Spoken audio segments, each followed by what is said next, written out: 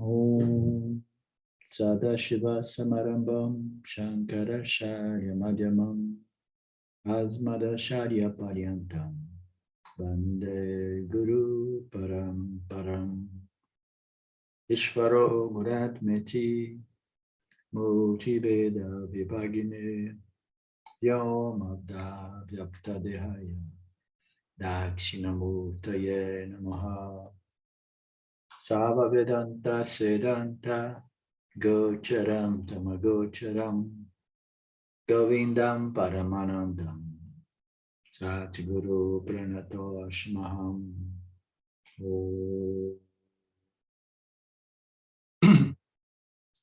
Om Shanti Shanti Shanti Om Namaste. Welcome. We are back to our Drg Drsya. Today's Thursday. Today's Thursday? Yeah, today's Thursday. And, last class, we are having nice conversations following the logic, following the exposition of Swami Paramarthananda, unfolding the verse number 8, in which the author was explaining the two aspects of the mind, the aspect thought, sentience, and the other aspect, which is the physical, substantial, material aspect. And then he started developing the concept of the relationship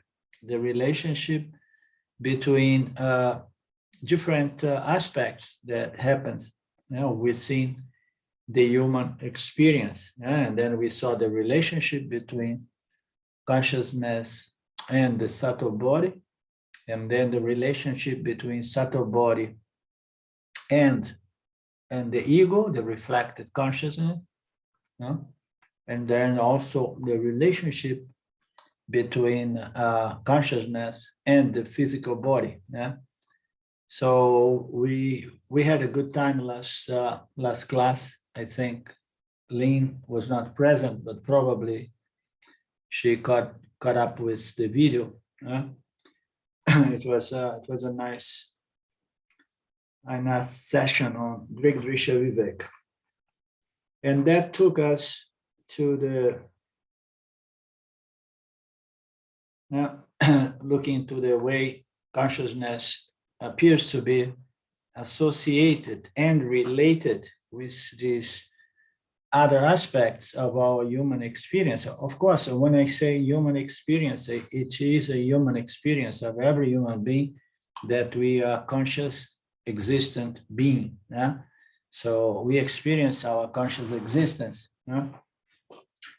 And this relationship between consciousness and existence is a little subtle, and a little more philosophical, but we understand it. We understand that they are like two sides of the same coin. But here the author is saying, like, conscious existence is satya, and this conscious existence somehow appears as the phenomenal, meaning to say the universe that exists, and the Jiva Atmas, Jagat, that exists, and the Jiva Atmas that not only exist, but they are conscious beings. And then the author started looking at, so in which way these Jiva Atmas experience their consciousness, because in this Drg Drsya we are analyzing consciousness, and the way it unfolds, it shines as human consciousness, and it's important to understand this apparent. I mean, there is a apparent relationship between consciousness and the body-mind complex. Let's say, here it's broken down in different parts of the body-mind complex. Okay, but there is it appears to have a relationship or association with consciousness and the body-mind complex. But when we examine it in the light of the teachings, we see that there is no relationship between consciousness and the body-mind complex. There is no relationship between consciousness and the subtle body. Neither relationship between consciousness and reflected consciousness, so which is the sentient aspect, sentient aspect of the mind, let's say. Now, the physical material aspect is the subtle body, the mirror-like apparatus that shines with consciousness. So we can see that there is no relationship really between consciousness and these aspects of the body-mind complex. There is no relationship between consciousness and the sense organs as well, okay? And why there is no relationship, although it appears as if there is a relationship. The scripture says that consciousness is associationless, meaning to say it cannot have any relationship. There is nothing other than consciousness. Consciousness is of the nature of non-duality. It's a non-dual, and therefore it does not associate with anything, any aspect of the body-mind complex. Yet the body-mind complex owns its conscious existence through consciousness, but consciousness does not associate with the body-mind complex. And again, we have an example, a Vedantic analogy, which serves too many purposes to clarify this apparent relationship between Satya and Mithya. So the most traditional one is the snake and the rope. So what is the relationship between these two? Is really there a relationship between the snake that does not exist and the rope? No. Appears to have, because the rope is the ground on which the snake is projected. But if the snake is not real, how can there be a relationship? So there is no relationship because there is only the rope. The same way there is no relationship because Jivatma is consciousness, is Paramatma. There is no relationship because Mithya is just like the snake, is just a superimposition on consciousness due to avidya, this ignorance, okay? So just to remind us where we are going with these conversations, analyzing these different aspects of the mind, of the human consciousness, and then putting it in perspective, and then looking at it so that we undo. The purpose of analyzing all of this is to undo the superimpositions, the confusion between these aspects of the body-mind that believes to be the real seer, the real experiencer. Okay, and then we can understand in which way they apparently relate, although there is some factual, there is nothing really factual and real in Mithya. But within Mithya, we can say there is a relationship between the subtle body and the ego. And we saw last class that the ego, the aham, the jivatma, in its sentience aspect, it depends on the reflecting medium. So there is a relationship within Mithya between these two. I mean, it's the same thing. If there is a relationship, it must belong to the same order.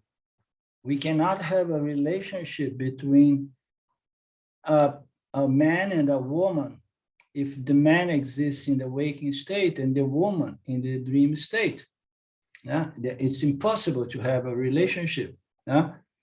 If we have a dream and we fall in love, and then we come out of the dream and we'll say, I remember it was in Seattle, that person, I met that person in Seattle. And then I take my car, I go to Seattle because I want to find the love of my life. So we are never going to find, because that was in the dream state. Yeah?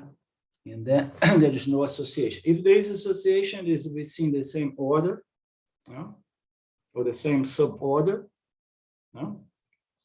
But in consciousness, there is no possibility of any relationship. First, because consciousness is one without a second, and it is a partless whole without any inclusion or intrusion.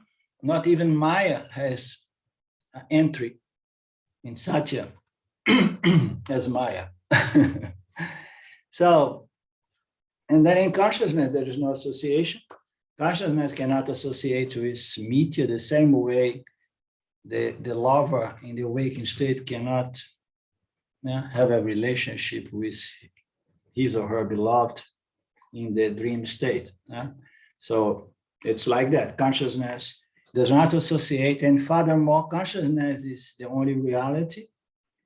And Mithya and all these aspects of our human experience, they are just superimposition on that which is the only reality. The only reality is consciousness, and then we have these superimpositions, these phenomena that occur within consciousness, and they are called Mithya because they do exist, but they exist on a different order, and it is a dependent order, depends on the light of the illuminator, it depends on Satya.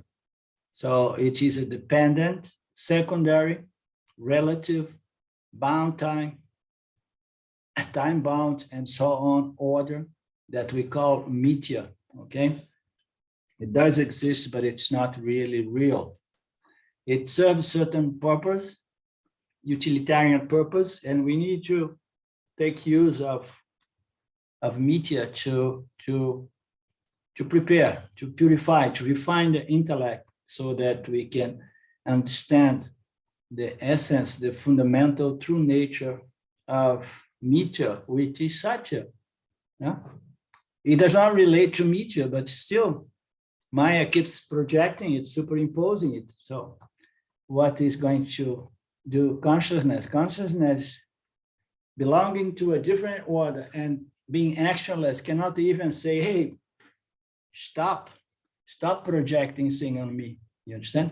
No, it's up to Maya. It's just a movie. It's just a projection.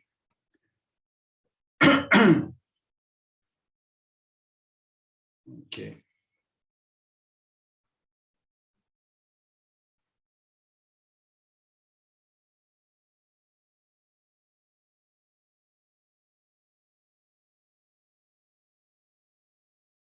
The mind, the material aspect of the mind has intimate association with the reflected consciousness.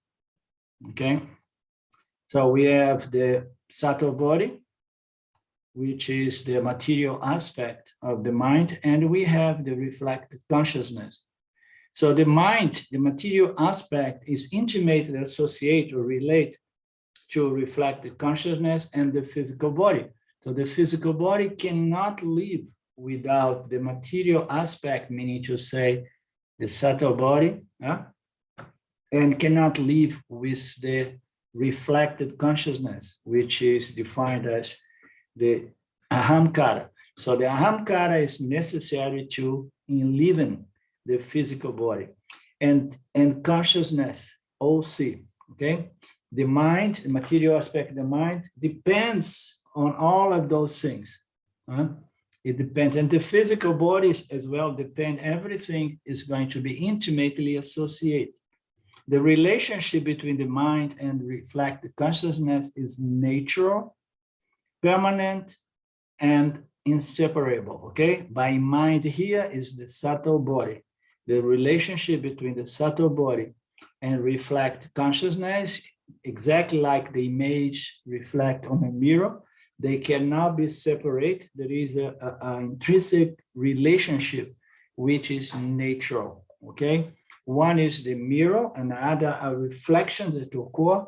And this relationship is inseparable and permanent. Any reflecting medium and the reflection cannot be physically separated. As long as the reflecting medium is present, the reflection will also be present. Therefore, the mind will be eternally connected with the Chidabhasa, the subtle body. Wherever there is a subtle body, there is the ego, the reflected consciousness, Chidabhasa, reflect consciousness. So this aham thought is going to appear anywhere and everywhere there is a physical subtle body, a physical, it's very subtle energy, but it's still, it's inert energy, is the material, substantial aspect of all minds.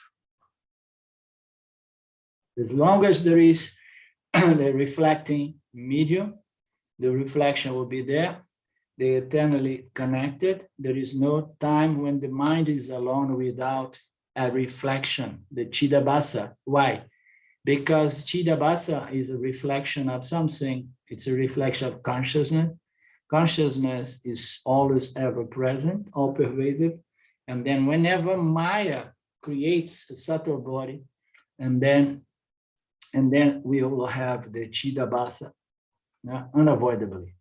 That's why people get confused and think that the mind has its own consciousness, but it's not so. Consciousness is always there, and then comes in a reflecting medium, and then immediately this consciousness reflects in the reflecting medium, and then people believe that consciousness is coming out of the reflecting medium, the subtle body, and more commonly they believe that it's coming out of the physical body, okay, which is even more absurd.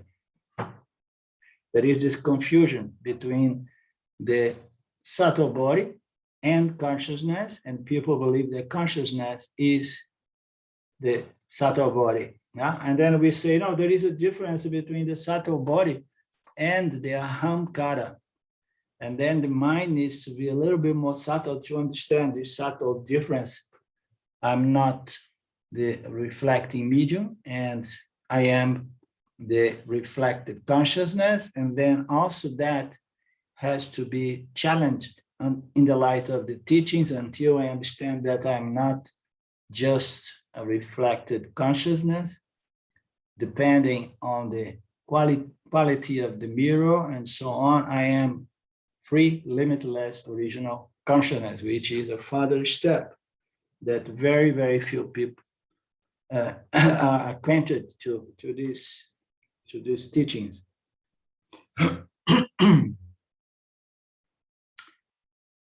That's why people get confused and think that the mind has its own consciousness. When the borrowed consciousness is permanently present, it appears as intrinsic. It is permanently present through the three states, the awaken, and then sleep and dream, and then you see that through the three states, this reflected consciousness is always present. So it reflects to produce the dream state, it reflects to experience the awakened state, and it reflects as well to experience the causal body, or the Anandamaya kosha, the deep sleep state, or the state of non-duality in which the ahamkara is not properly formed. The aham thought. So when the mind resolves in deep sleep and exists in potential form, the reflect consciousness remains in potential form. So reflect consciousness is always there, manifest through the three states. The mind and the reflect consciousness, subtle body and reflect consciousness can never be separated. We have seen it extensively.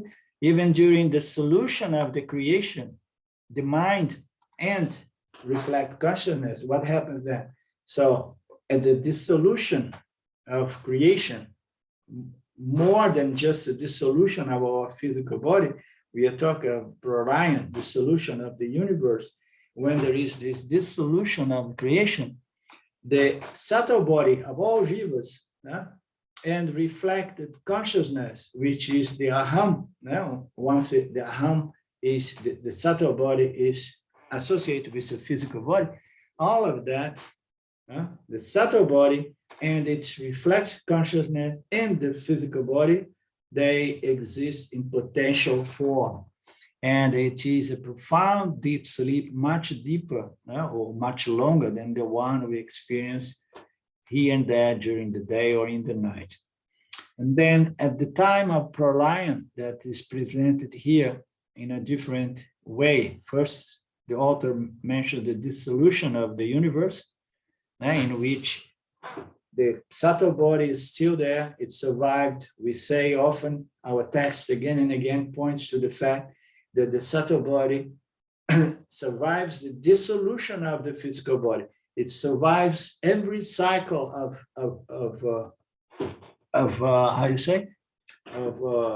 birth, okay? So every birth, and then when it comes to the end, the subtle body survives. And here the author is saying that the subtle body survives even in pralaya. Pralaya is the dissolution of the universe. And then what happens with all the subtle body? They just shrink back, so to speak. They are just, they unfold back into the causal body of every individual in the overall soul, overall subtle body. They go back to form the one single macrocosmic causal body of the universe with all living creatures there. Yeah? But then it talks about something, because it talks about pralaya, the solution of the universe. And then it says that at the time of videhamukti, when the mind gets destroyed permanent, the RC also gets destroyed. Now we are talking, the subtle body survives the death of the physical body. The subtle body survives the destruction of the universe, okay? Because it remains there to come back whenever Maya comes, wakes up, prepare his coffin and say, let's project the world again. So, but here it says that there is a time, a particular time, that the ego, the subtle body and its reflection, wherever there is subtle body, there is a reflection. So the reflection is reflect consciousness, is the jiva-atma. So there is a time that this jiva-atma, reflect consciousness, also gets destroyed. And this time is referred to as videhamukta, or videhamukti, as we know. Thus, the mind and RC has inseparable permanent relationship. So this to establish that the subtle body and the jiva-atma, the reflect consciousness, they exist at all times. But then it says here that there is a moment that this separation occurs, okay? Because in that case is via or by self-knowledge.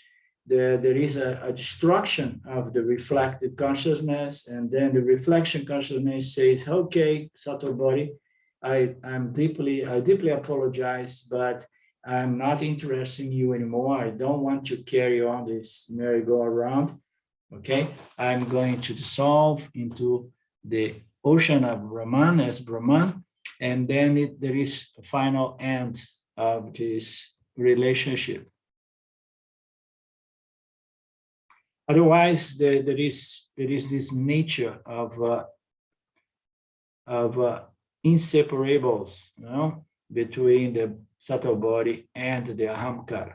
If the relationship is permanent, the body would never die. Now, this is another concept.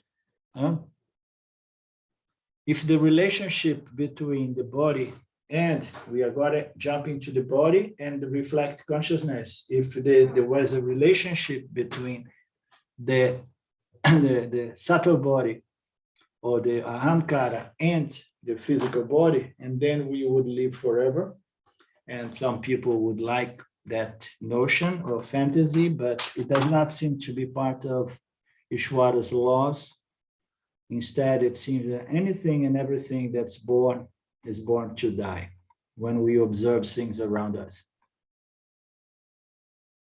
The body and the subtle body, the body and the mind in its both aspects, have association and dissociation. Dissociation is death, association with a new body is rebirth. Krishna refers to this dissociation, association in the Bhagavad Gita, saying that just as a person gives up old clothes and takes up new ones, so does consciousness, the self.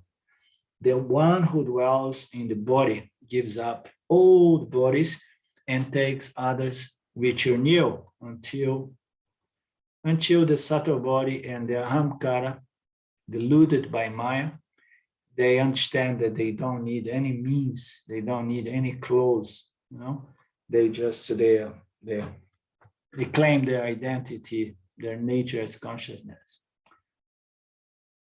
The mind drops one body and then takes another body and leaves for some time and drops the body, and the cycle goes on almost forever. The mind-body relationship, as we know, the subtle body and the physical body relationship is separate. Otherwise, it's temporary. Otherwise, we would be able to live forever. If we would find a way to keep this association permanent. What principle calls their association and what principle calls their dissociation is a good question.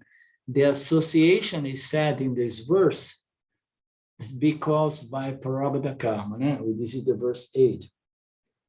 The association, what keeps the body, the physical body and the subtle body, the physical body and the ahamkara, they remains there. The ahamkara does not want to let go of this physical body because it has also got confused with the physical body. It has a sense of I am, which is defined by the physical and the subtle body, the body-mind complex.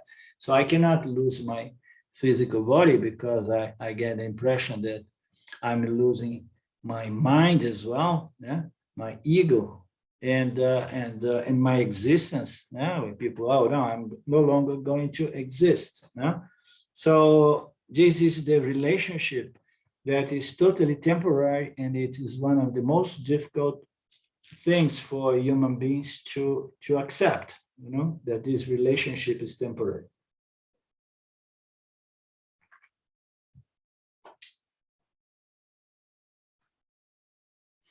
What the principle calls their association is a good question. And what principle? The association is caused by prārabdha karma, according to this verse, and the association will last until the prārabdha karma lasts. So this is something that we find often in our texts, that destiny or our prārabdha karma needs to exhaust, and then it exhausts, and then we leave the body. We conclude, we have closed the cycle that birth was given to me to have this exhaustion of prārabdha karma, and that goes to takes us to different questions. How about someone who was born and then die after a week or a month, and then the person has died, and the death of that little soul, baby soul, is due to exhaustion of prārabdha karma, So that's what the scripture points to. This association between the physical body, it lasts for as long as the prārabdha karma lasts. Okay, so I don't have much of argument against. But I never found enough logic to support these statements that we find in the scriptures, okay? That the prārabdha karma is going to stay there, keeping the association of the physical body and the soul, and then when the prārabdha karma exhausts, and then only then the dissociation can take place. Okay, are you following?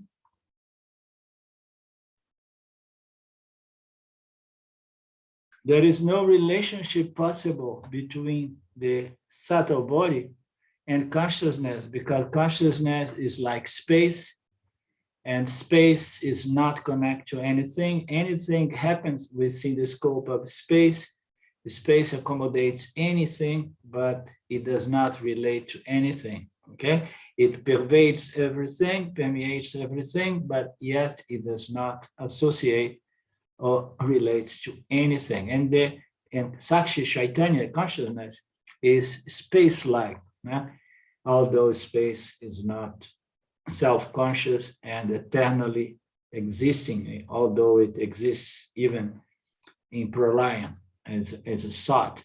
The second reason is that Sakshi Chaitanya belongs to a higher order, and the mind belongs to a lower order of reality, as we have seen before. So there is no possibility of a relationship between the snake project in the rope, because they belong to two orders. One is real and the other is a projection. So what is the relationship? How can we take that snake and kill it? Okay, now it's not possible. How can we extract some of the poison to make, some antidotes, how you say, and so on. So no, you cannot do anything with that snake because it's as good as non-existent, as we say. No relationship. No connection or bound is possible between the higher and lower order. A person in the awakened state cannot fall in love and get married, as we have covered.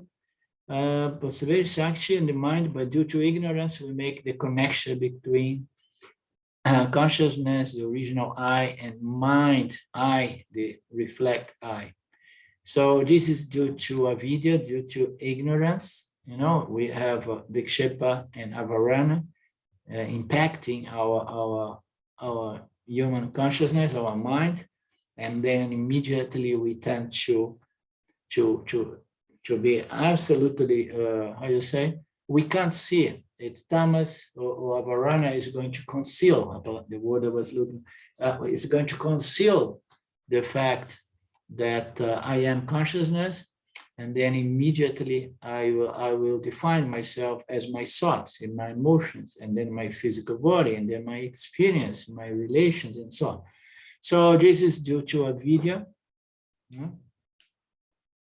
but there is no relationship. Okay, there is an ignorance that makes us to project a real connection there. So I am consciousness, and I do not have any connection or relationship with the mind and with the world. But I am worried about the mind, I'm worried about its conditions, and I say that I am disturbed, I am happy, I am jealous, etc., etc. So now this is Swami Paramarthananda saying, in reality, in fact, we are consciousness, we never change. We don't modify to any experience, but due to this superimposition, this confusion, I take myself to be the thoughts, feelings, emotions, and determination. And these things are all the time changing. And then I say, I am deluded, I am depressed, I am happy, I am fat, I am this, I is so many things. So this is due to this fake connection or superimposition, as if there was a real relationship or connection between consciousness and all this phenomena that we experience as experiencing, knowing entities, the so-called jiva-atmas. And this is due to delusion.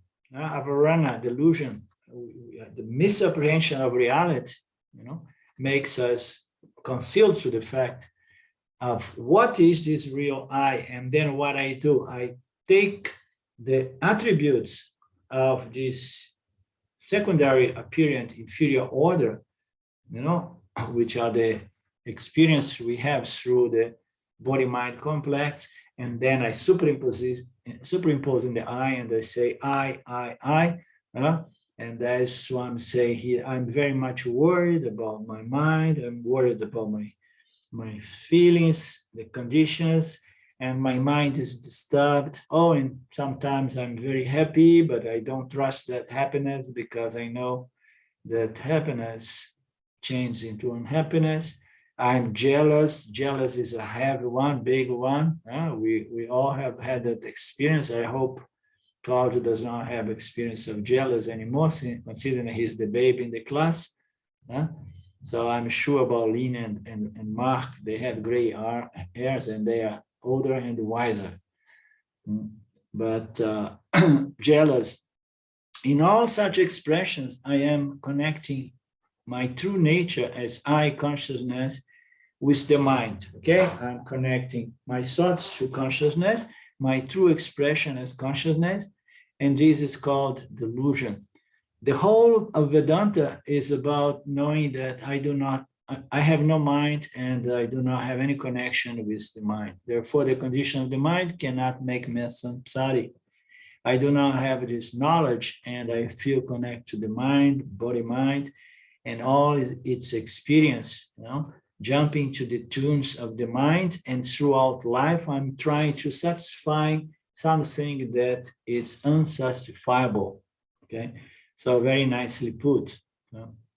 If I don't have this knowledge very clear about the true nature of my I will just be a victim of the mind, and I'm going to dance according to the tunes of my desires and fears through life, being pushed around, trying to satisfy the desires of this mind, trying to satisfy something that will never be satisfied.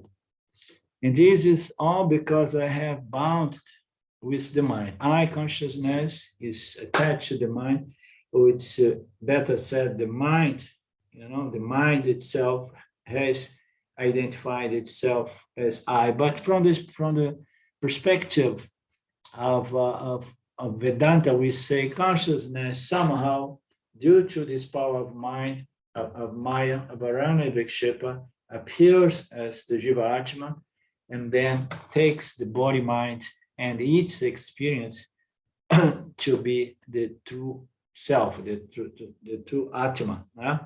So I consciousness, due to this joke played by Maya, I bounded myself with the thought, feelings, emotions, and experience out of sheer delusion.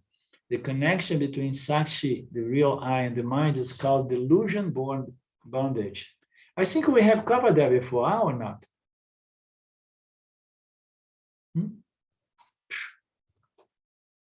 And nobody stopped me. I told you that I'm a bit confused today. I like going over this verse because there's a lot in it. And so I think it's valuable to review it.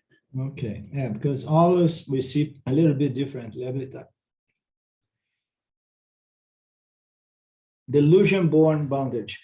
The ninth chapter of the Upadesha Sahasri, Upadesa Sahasri, called Atma Mana Samvada Prakarayana, is a dialogue with the mind. It sounds like interesting. Yeah. How does the Jnani look at the mind objectively? As an unconcerned Sakshi. So as an unconcerned consciousness, this is nice. So discrimination is again and again look at the body-mind complex objectively and remain as consciousness. Only then we can feel insulated from what happens to the inferior order of experience, of the body-mind. So it says here that how does the Jnani look at the mind objectively? It does look from the standpoint of consciousness. It's the only possibility, As consciousness, knowing that consciousness is not connected to the mind, and then it's free and independent of the mind. And then what happens to the mind, the experience of the body-mind, are not affecting the Jnani, because the Jnani stands in consciousness, in Sakshi, as Sakshi. Okay, The unconcerned consciousness, how does the yoni have a conversation with the mind, is the subject matter. But we never remain as sakshi and look at the mind objectively, but we get involved with the mind, and the conditions of the mind become our conditions and make our lives miserable, whereas that misery actually belongs to the mind. But not that every mind has to be so miserable. Huh? It may sound like, oh my God, the mind is a misery, so it's better we forget about Vedanta. Let's go back to Nirvikalpa Samadhi, be a yoga, and so on. No, the mind is not necessarily a source of misery, okay? So the misery of a miserable mind belongs to the mind, and when the mind is in a certain condition, which is really a disturbed mind, an ignorant mind, attached to, likes and dislikes and so on, that mind, it does not feel comfortable, okay? And then we say, no, the conditions of the mind belongs to the mind, and I am consciousness. And this is the paradox here. When the mind is experiencing too much disturbance, when the mind is miserable, experiencing all those emotion, so-called negative emotions defined as samsara, that mind is not fit for discrimination, okay? And to the point of just see the mind objectively, say, okay, this is a problem of the mind, but this is not my problem. No, when the mind is like that, the bound to of consciousness of the mind is difficult to be separate. You understand? Are you following what I'm trying to say? No? So therefore, it's important for us to understand first that the mind is not all the time miserable. When it's miserable, it's almost impossible to see the mind objectively. So the mind needs to be purified by means of Dhamma yoga, Upasana yoga, and so on, and as more refined and more pure, more sattvic, and so on, the mind. And then whenever there is these oscillations or these negative or uncomfortable conditions, the yoni says, no, this misery of the mind does not belong to me because it belongs to the mind. And how about when there is a lot of punya and happiness and so on? So it's very important, we never forget that. So the yoni has to say, these two is just my inferior nature. These moments of punya, these moments of happiness belongs to the mind, and I don't get excited about that because I know that sweetness turns into bitterness and so on.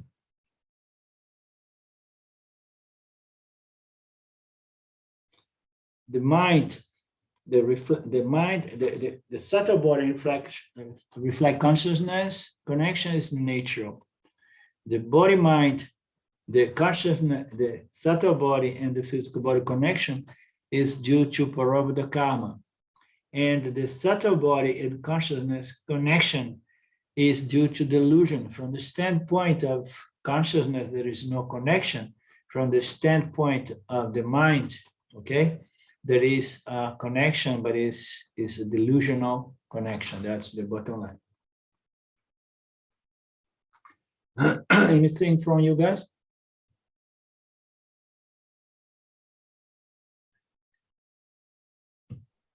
I was just thinking, I really appreciated when the text said, the condition of the mind does not make me a samsari. That's good for remembering during the nididhyasana. Yeah. So what is the samsari? Samsari is someone who is completely identified with the mind as the mind, and then it's going to suffer all these emotions, because we can't always get what we want, or avoid what we don't want, and then we're going to suffer. But if we have our likes and dislikes, but we have enough purity to see them objectively, and then it's easy for us to say, no, the conditions of the mind does not make me a samsari, does not bring about all those emotional torments, or disturbance, or and so on. Very nice. And then we go into the verse number 9. The natural identification between the natural identification between the mutual related ego and reflection of consciousness cannot be annihilated.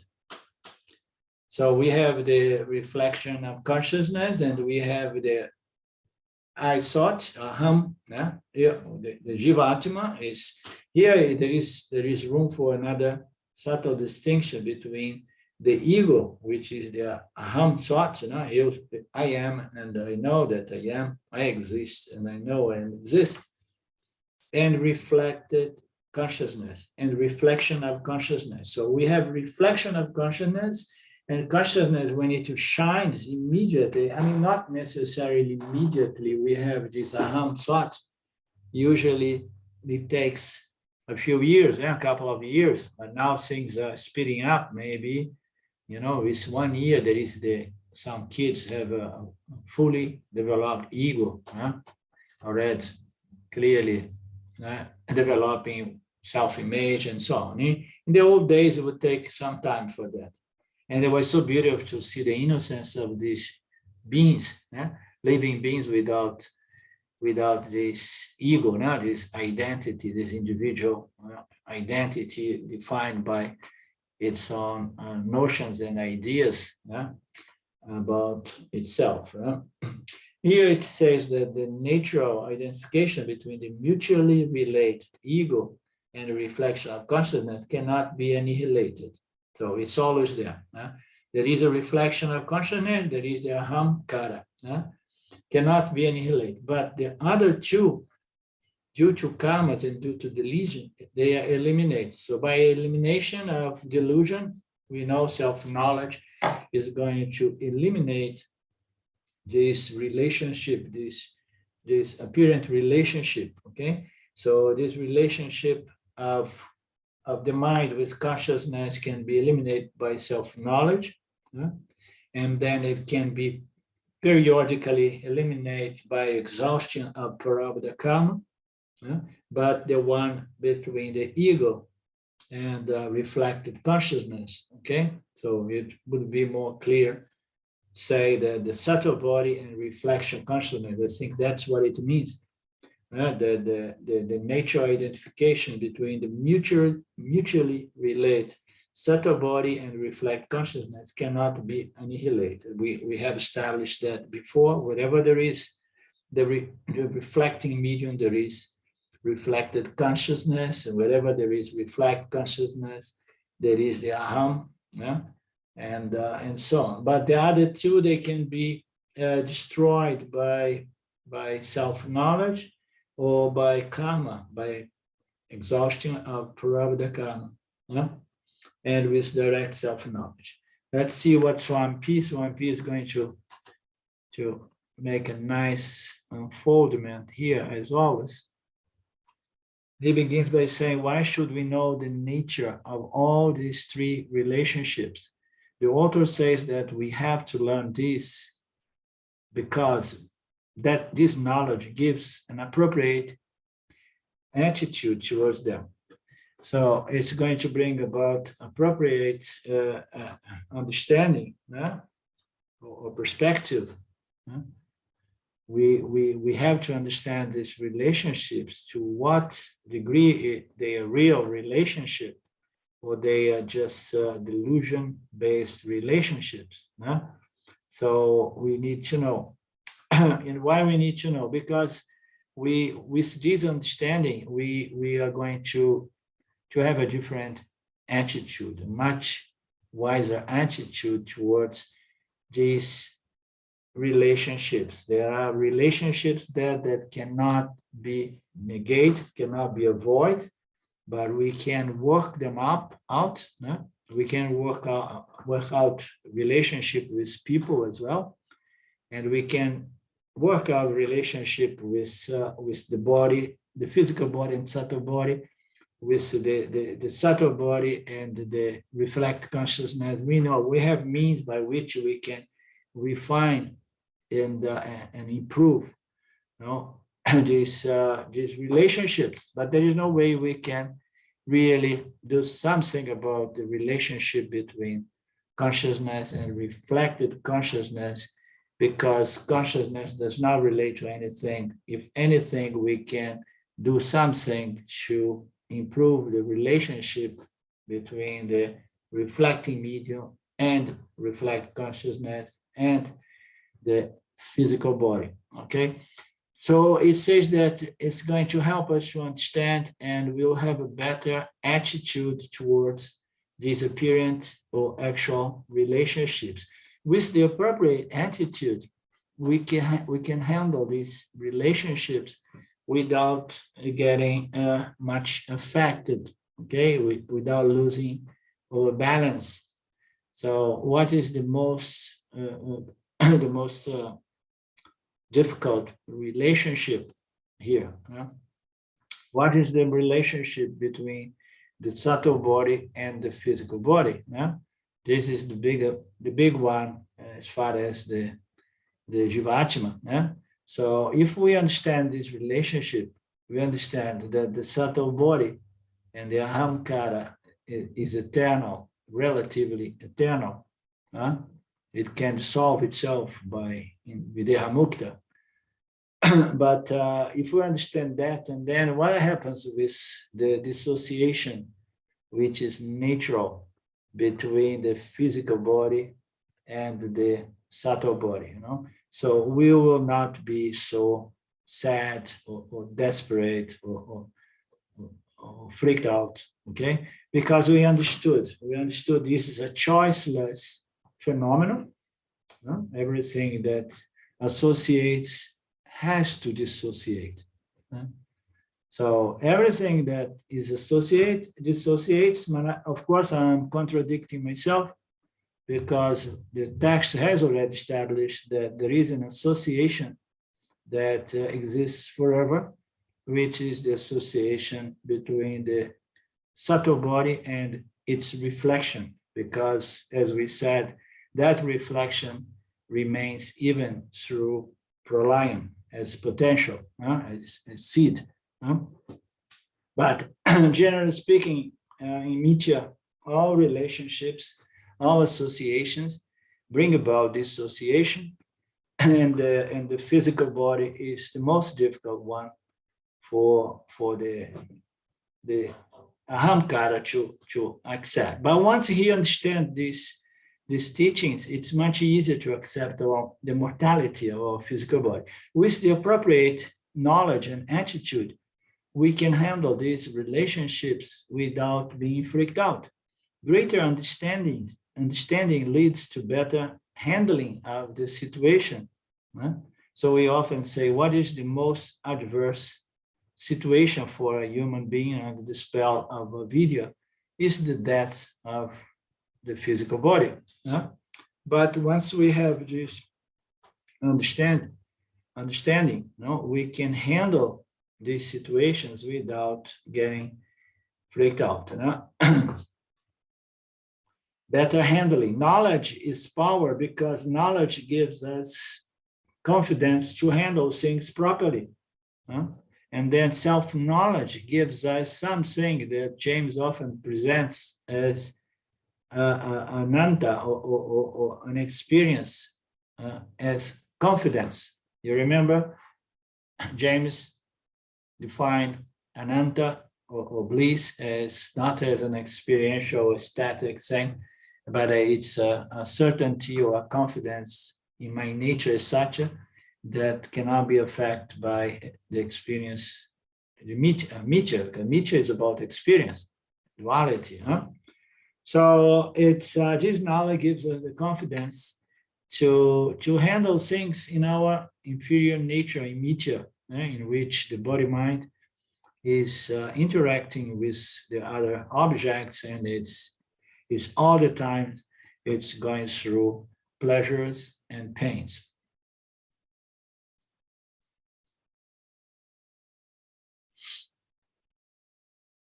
we can never separate the boundary between Chidabhasa, reflected consciousness, and subtle body, which is natural, as it says in the verse number 9. It's natural, it's there, it's inseparable. The boundary between them lasts as long as they exist. As long as there is a subtle body, the subtle body is going to be producing reflected consciousness. The reflected consciousness may shrink into the causal body, macrocosmic causal body during pralaya, but then again, every individual soul is there waiting for the next cycle of birth. The bond between them lasts as long as they exist. The relationship is not eternal. We can never say that this relationship between the subtle body and the reflected consciousness, we could say the subtle body and the soul. This soul is never, it appears to be almost eternal, but it's not really eternal because there is something that puts an end to it. The relationship is not really eternal because in videhamukti, the mind gets destroyed and the relationship comes to an end. Destruction of the mind is better expressed as dissolution of the mind because the delusion was removed. Okay, so under delusion, I was believing that I was the self, and I was holding on to my subtle body at all times, okay, because I needed the subtle body. And now I claimed my true nature as consciousness, and then I let my mind go. I let my substantial physical aspect of the mind and the sentient aspect of the mind, I let them go. This is the destruction of the mind, or dissolution of the mind. And then this relationship, which seems to be eternal, comes to an end. Since the body-mind connection is due to karma, so now the body-mind connection is due to karma. The karma needs to exhaust. Let's say if Paramarthananda is going to shed some light on this passage here. Since the body-mind connection is due to karma, that relationship will continue as long as the prārabdha karma lasts. That will not happen as long as the prārabdha karma lasts. The prārabdha karma controls both the doer aspect of the jiva and the experiencer, the karta and the bhokta aspect. So the doer of actions and the experiencer of the results, those are the two aspects of our jiva atma. So the prārabdha karma will control both aspects of the jiva atma personality, let's say, okay? So prārabdha karma is there, is supporting, okay, is going to compel the individual to do certain things and to experience its results. Even after a person becomes unable to do things to contribute to life, the person may still live for some time because it still exists, it's still living as a bhokta, one who receives the result, because it's still this what was the term here? Experiencer aspect of the jiva atma is still there. The doer aspect is not much there, and we see that in some Mahatmas, they have long gone with the identification as the doer, and then he's not feeding agamas and sanchitas, but there is some prārabdha exhaustion, and then this sense of doership has vanished, okay?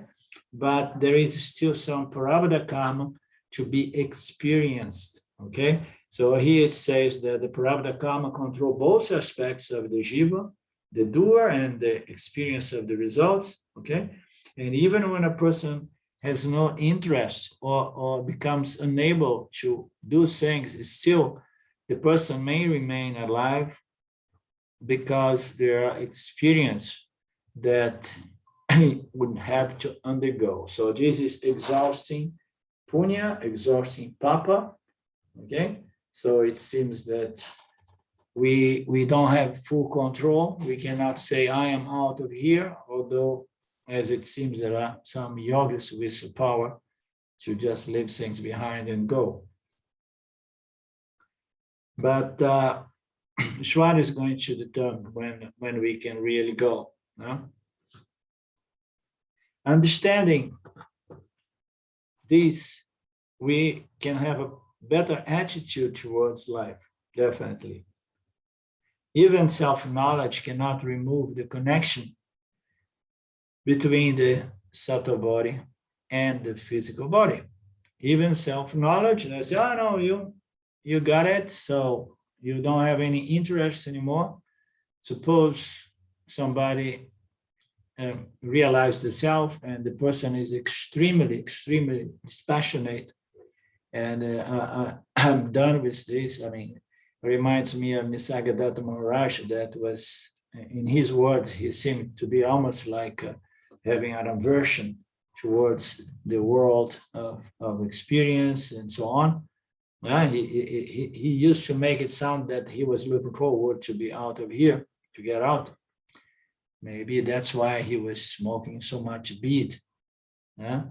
And even somebody who has that level of dispassion, it's according to our text, the person cannot interfere in the connection between the subtle body and the physical body, because that is under the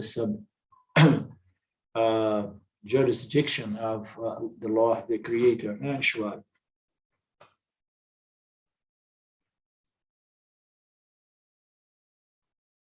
Even the yani cannot to break this connection. It has to wait for the exhaustion of prārabdha, and sometimes with the case of Ramana Maharaj, he had to experience a lot of pain towards the very end of his life here.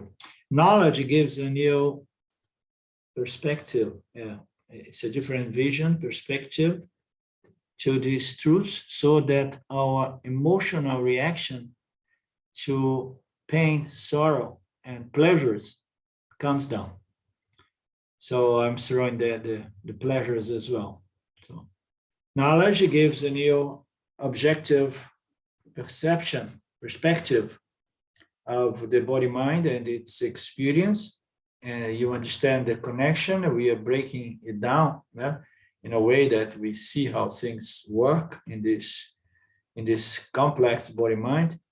And then understanding all of this, and most importantly, understanding the I am Satya and everything else is Mithya. It gives us this new perspective. And in that case, our emotional reaction to experience of pain, sorrow, and happiness is neutralized. Pain is caused by prārabdha karma, but sorrow is caused by ignorance. So this is a nice point as well, which is pain, like Ramana Maharaj suffered, was caused by prārabdha karma, but sorrow is caused by identification with the prārabdha karma. And in the case of the yani, there isn't such an identification. And then this emotional, subjective element described here, sorrow, is not there. There is just objective pain taking place, but there is nobody fighting, because people understood that the relationship between the physical body, the subtle body, they depend on prārabdha karma, and prārabdha karma is something that belongs to the Lord, the Creator, Ishvara. Krishna describes Ascita Prayana in the Bhagavad Gita, thus saying, the one who is not affected by adversities, the one who is without yearning for pleasures, now appear the pleasures as well. It's not affected by pain. It's not interested in pleasures. And this one is free from longing, fear, and negative reactions to what is. This one is said to be a wise person, a person with unshaken knowledge, self-knowledge, of course. Yeah? Very nice. The one who is not affected by pleasure and pain, is free from what? From anxiety, longing, expectations, things should be different and so on. No, we understood the whole game of life and in which way none of this relates to me as consciousness. Therefore, let the world be as it is. And those negative emotions caused by delusion is in this picture is a superimposition of reality, of satya and mithya, a mutual superimposition of satya and mithya. So delusion is going to produce fear and a lot of negative emotions, because I have taken the I to be everything that changed. I have taken the I to be the body-mind complex, the instrument of experience and knowledge. And the Yanni is wise enough to also not allow any identification with a beautiful, pure, and punya conditioned body-mind complex either. Understand? Otherwise, the Yanni has to come back. And that is the knowledge that is unshaken. Okay, so we're going to stop here, and I'm going to make clear notes so that I don't get confused next week.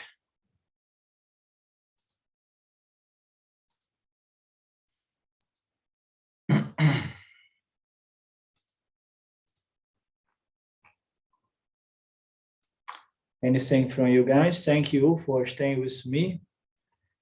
And I was sure that it was going to be fine. And any questions, Claudio? Are you still visiting someone in Spain? Yeah?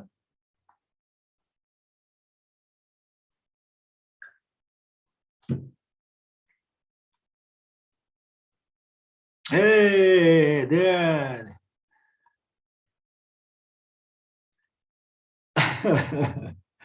Good deal. Okay.